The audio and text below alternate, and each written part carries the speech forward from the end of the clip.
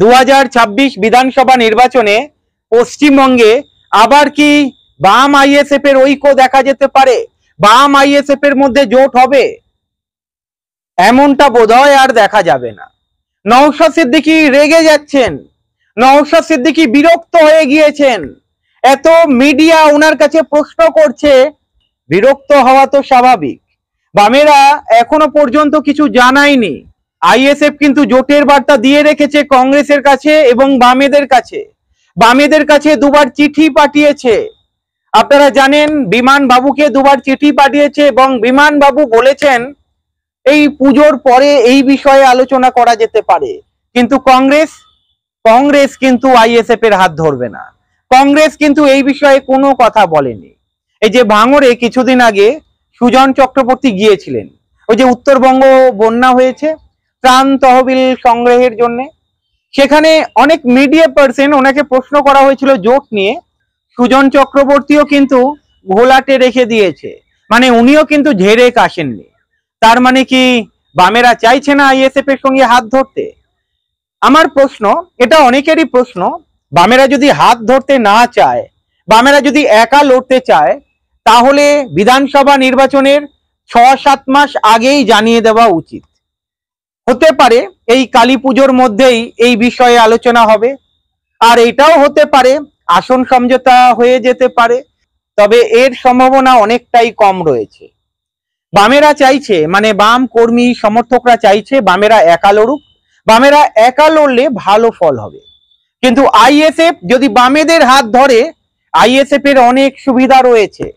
বামেদের vote ISF এর vote মিলে ভাঙড়, দেগঙ্গা, ক্যানিং পূর্ব অনেক বিধানসভা রয়েছে, আমডাঙ্গা বিধানসভা, অশোকনগর বিধানসভা, এখানে কিন্তু আইএসএফ দারুণ ভাবে জিতে যেতে পারে যদি বামেদের সাপোর্ট পায়।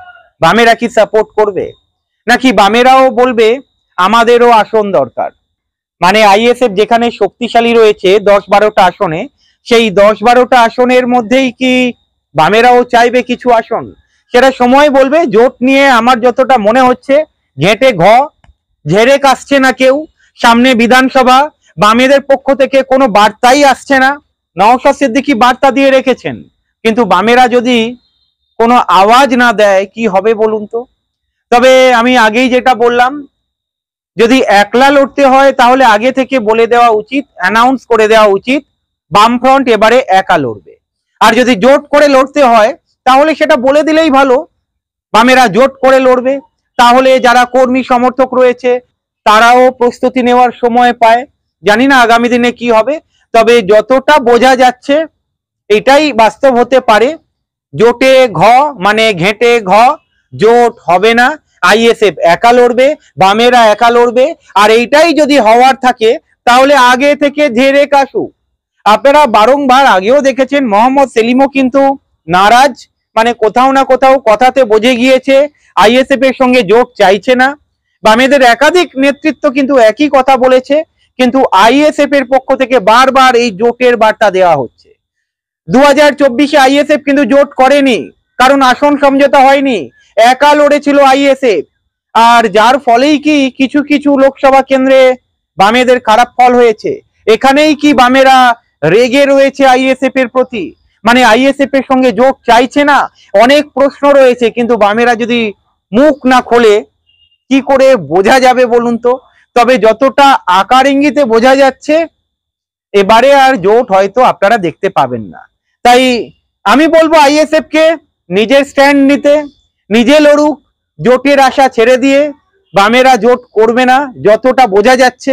আমি এটা বলবো না যে আমি সব জানি, তবে যতটা আকার ইঙ্গিতে আমার কাছে খবর রয়েছে, দেগঙ্গা, ভাঙড়, ক্যানিং, সিপিআইএম কর্মী সমর্থক যারা রয়েছে তারাও চাইছে না আইএসএফ এর সঙ্গে জোট হোক।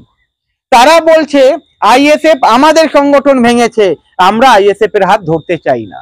এরপরে দেখা যাক আগামী দিনে কি হয়। এই বিষয়ে আপনাদের কি মত কমেন্ট করে জানাবেন। ভালো থাকবেন।